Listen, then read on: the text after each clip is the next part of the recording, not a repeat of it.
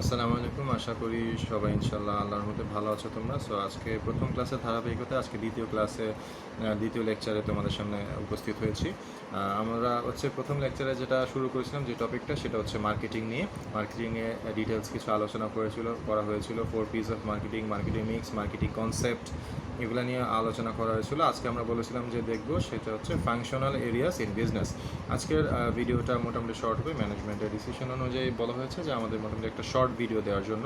So আগের দিনের মতো অতটা লং ভিডিও দিব না, আমি যা ইম্পর্টেন্ট ওই টপিকগুলো আমরা তোমাদেরকে একটু বুঝিয়ে তারপর হচ্ছে শর্ট একটা ভিডিও করছি।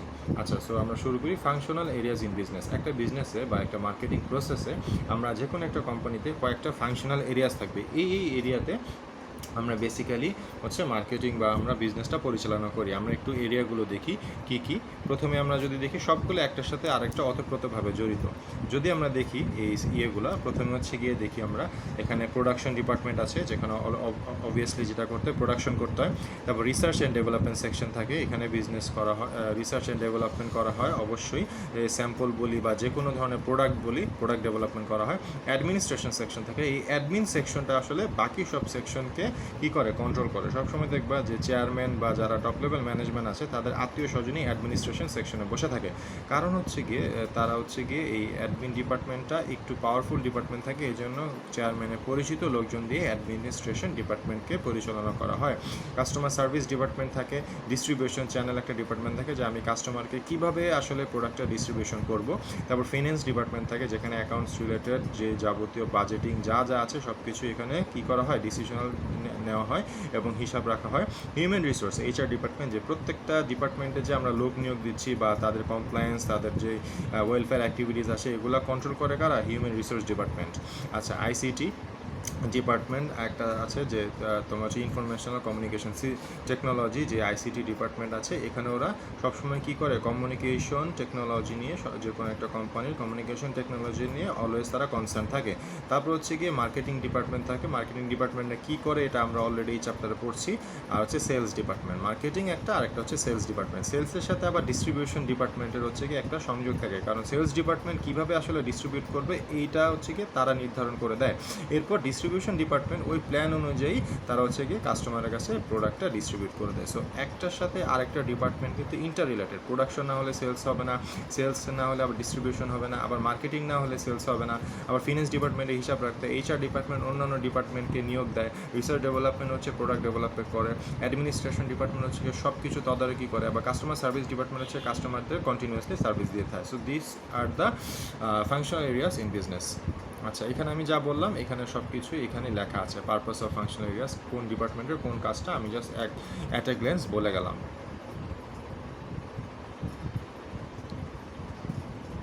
আচ্ছা, এরপর আমরা দেখব কোর মার্কেটিং রেসপন্সিবিলিটিস। ওকে, আচ্ছা, এটা বড় করে দেওয়া আছে, বাট আমরা এখানে জাস্ট শর্ট পয়েন্টগুলো পড়ে যাব যে কোর মার্কেটিং রেসপন্সিবিলিটিসগুলো আসলে কী কী। প্রথম পয়েন্টে আমরা দেখি provide leadership on serving the client better, customer support service. That means অবশ্যই আমার মার্কেটিং উদ্দেশ্য হচ্ছে কাস্টমার স্যাটিসফ্যাকশন। এই জন্য আমার যেটা করতে হবে যে provide leadership on serving the client better, আমাকে ক্লায়েন্টকে বেটার সার্ভিস দেওয়ার জন্য আমার যে রকম লিডারশিপ দরকার, অবশ্যই এরকম কিছু পার্সোনালিটি বা কিছু পার্সোনাল আমার নিয়ে আসতে হবে আমার বিজনেস অর্গানাইজেশনের মধ্যে, যারা ওরকম লিডিং পজিশনে থাকবে এবং কাস্টমারকে একদম পুরো up to the mark service দিতে পারবে। Number 2 support sales team and distribution partner. আমার শুধুমাত্র কাস্টমারকে সার্ভিস দিলে হবে না, এছাড়া আমার কোম্পানির যে সেলস টিম থাকবে এবং ডিস্ট্রিবিউশন পার্টনার থাকবে, এদেরকে অলওয়েজ আমার সাপোর্ট দিতে হবে। এটা একটা আমার responsibilities. Number 3 manage advertising and promotional activities করতে হবে। যে প্রমোশনাল স্ট্র্যাটেজিগুলো কী কী, এগুলো আমরা প্রথম লেকচারে পড়েছিলাম। Okay, advertising, personal selling, public relation, এগুলোর মাধ্যমে আমার অ্যাডভার্টাইজিং করতে হবে। এবং লাস্টটা ম্যানেজ ক্লায়েন্ট রিলেশনশিপ। উপরের তিনটা যদি আমরা ঠিকভাবে করতে পারি রেসপন্সিবিলিটিস, তাহলে 4 নম্বরে আমরা ক্লায়েন্টের সাথে ভালো একটা রিলেশনশিপ বিল্ড আপ করতে পারবো। আদারওয়াইজ আমাদের পরবর্তীতে অর্ডার আমরা পাবো না, আমাদের মার্কেটিংটা আসলে বৃথা যাবে। সো আমাদের কোম্পানির ক্ষেত্রে, বিজনেসের ক্ষেত্রে প্রফিট গেইনের জন্য অবশ্যই ক্লায়েন্টের সাথে ভালো একটা রিলেশনশিপ বিল্ড আপ করতে হবে। So this are the 4 core marketing responsibilities of marketing. আচ্ছা, এখানে আমরা যেগুলো বলেছি পয়েন্টগুলো এলাবোরেটলি দেওয়া আছে। দেখো, provide leadership on serving the client better, এখানে ডিটেলস দেওয়া আছে, বাট আমরা জাস্ট এই 4টা পয়েন্টই মেইন মুখস্থ রাখবো। এরপর আর যেটা বলেছিলাম যে এখানে আমরা দেখবো ফাংশনাল এরিয়াস ইন বিজনেস, এখানে এরকম 10টার মতো পয়েন্ট আছে, এগুলো জাস্ট এভাবে যদি আসে আমরা এরকম চার্ট করে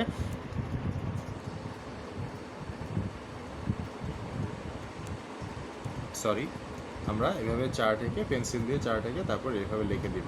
ওকে, main functional areas in business.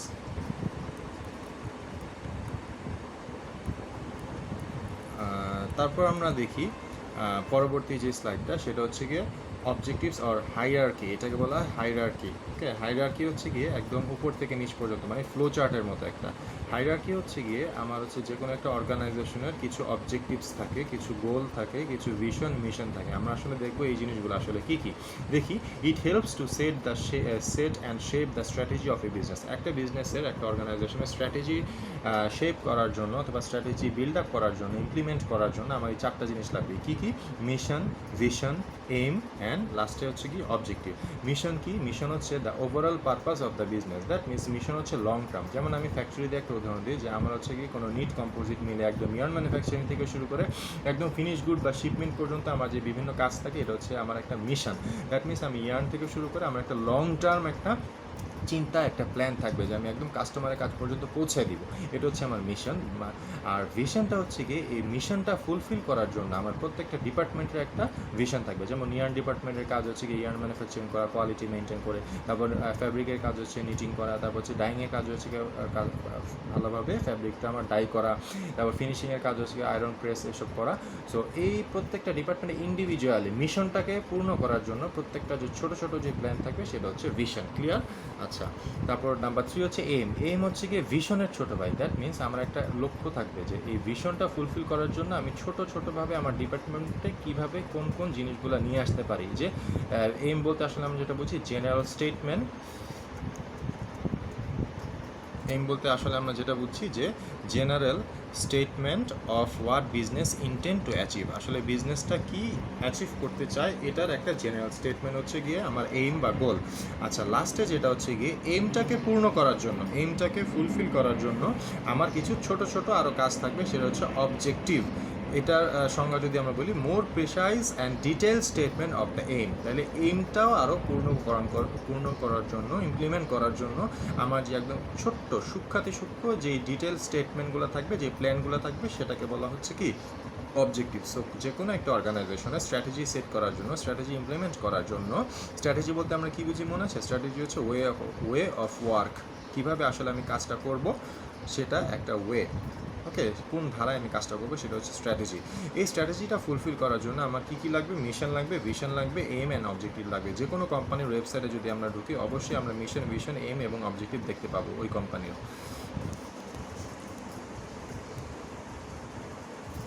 এই যে এখানে দেখো থার্মেস গ্রুপের হাইরার্কি দেওয়া আছে। থার্মেস গ্রুপের মিশন, ভিশন, অবজেক্টিভ এগুলো লেখা আছে। প্রত্যেকটা, আমি যেটা বলেছিলাম যে প্রত্যেকটা কোম্পানির ওয়েবসাইটে যদি আমরা ঢুকি, তাদের মিশন, ভিশন, অবজেক্টিভ, এইম আমরা এগুলো দেখতে পারবো। আচ্ছা,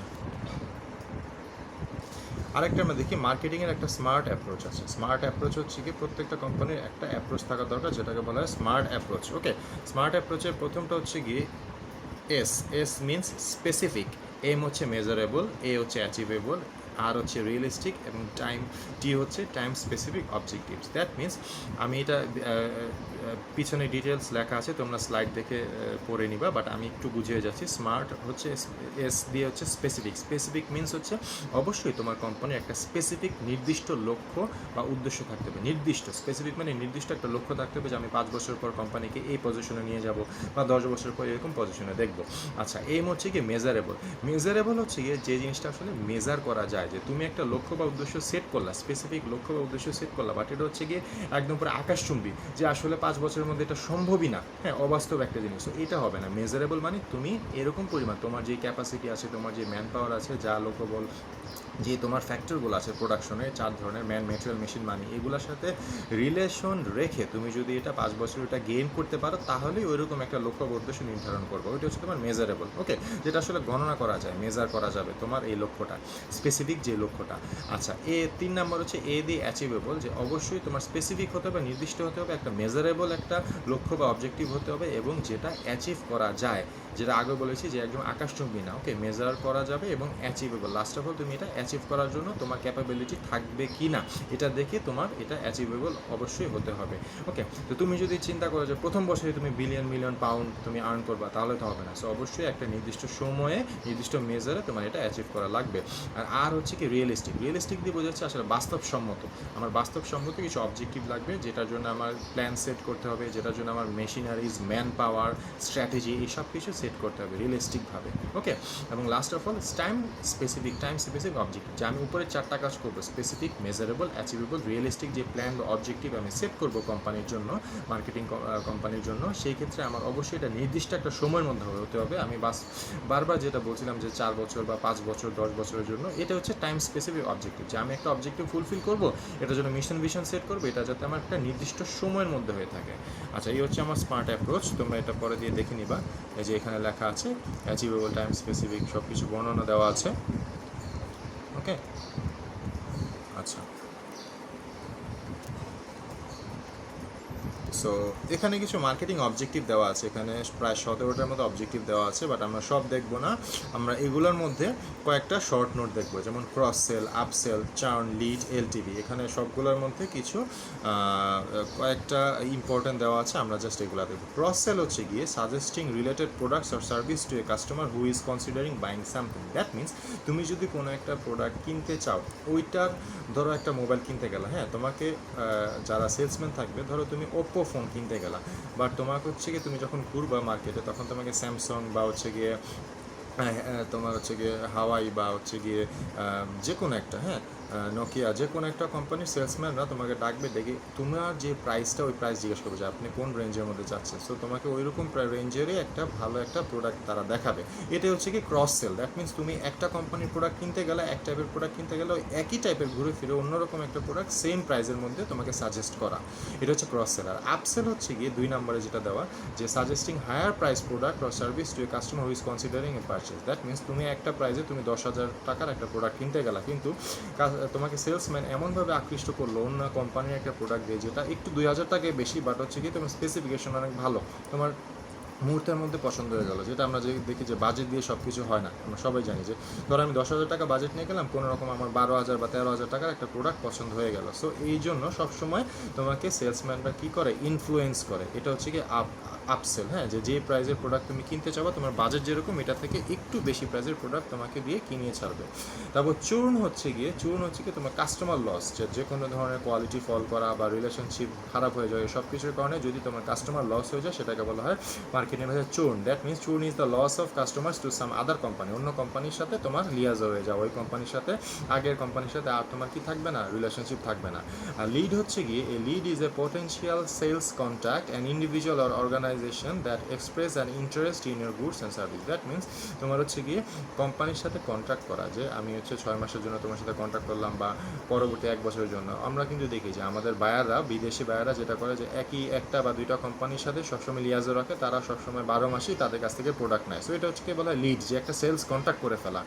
আচ্ছা, আর এলটিভি, লাইফ টাইম ভ্যালু, হ্যাঁ, এটা হচ্ছে কি খুব ইম্পর্টেন্ট একটা জিনিস। Life time value is a prediction of the net profit attributed to the entire future relationship with the customer. That means এটা হচ্ছে গিয়ে তোমার প্রেজেন্ট প্রফিট না। তুমি একটা কাস্টমার সাথে যখন লিড করে ফেলবা, দ্যাট মিনস হচ্ছে সেলস কন্ট্যাক্ট করে ফেলবা, তখন তুমি একটা নেট প্রফিট হিসাব করে ফেলবা, যে ফিউচারে তুমি তোমার ওই কাস্টমার, যেমন হচ্ছে তুমি গরমের সময় তোমার কাস্টমার তোমার কাছে এত হাজার বা এত লাখ পিস প্রোডাক্ট নেয়, টি শার্ট নেয়। এখন তুমি কিন্তু একটা যেহেতু ভালো রিলেশনশিপ হয়ে গেছে, তুমি কিন্তু একটা আইডিয়া করে ফেলতে পারবা যে নেক্সট ইয়ারের গরমের সময় সে আমার কাছ থেকে এত পিস প্রোডাক্ট নেবে, এবং আমি তার কাছ থেকে এত টাকা বা এত লাখ টাকা আমি তার কাছ থেকে প্রফিট করতে পারবো।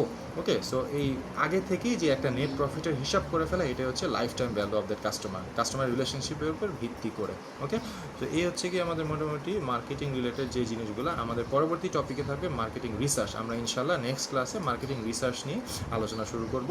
আর আমরা হচ্ছে গিয়ে এটা গুগল ক্লাসরুমে, এটা আমি হচ্ছে গিয়ে অলরেডি আপলোড দিয়ে দিব ইনশাল্লাহ এই টপিকটা, এই লেকচারটা, এবং আমি একটা অ্যাসাইনমেন্ট তোমাদেরকে দিয়ে দিব। অ্যাসাইনমেন্টটা হতে পারে তোমরা হচ্ছে লিখে ছবি তুলে আপলোড দিবা, সিস্টেম থাকবে, অথবা তোমরা হচ্ছে গিয়ে যেটা করবা যে তোমরা ইন্টারনেটের রিসার্চ করে তোমরা হচ্ছে হাতে টাইপ করে কম্পিউটারে টাইপ করে তোমরা হচ্ছে কি ইয়ে করতে পারো, তোমরা ডক ফাইলে এটা আপলোড করতে পারো। কোন সিস্টেমে করবো আমি এটা দিয়ে দেবো, 20 মার্কসের হতে পারে অ্যাসাইনমেন্টে, এবং একটা নির্দিষ্ট ডেটের মধ্যে তোমাদের হচ্ছে কি এটা জমা দিতে হবে। ওকে, আচ্ছা, সো এর মধ্যে আমি এটা দিয়ে দিব। আশা করি তোমরা সবাই ইনশাল্লাহ ভালো থাকো, আর নেক্সট ক্লাসে আবার দেখা হবে ইনশাল্লাহ। আল্লাহ হাফিজ।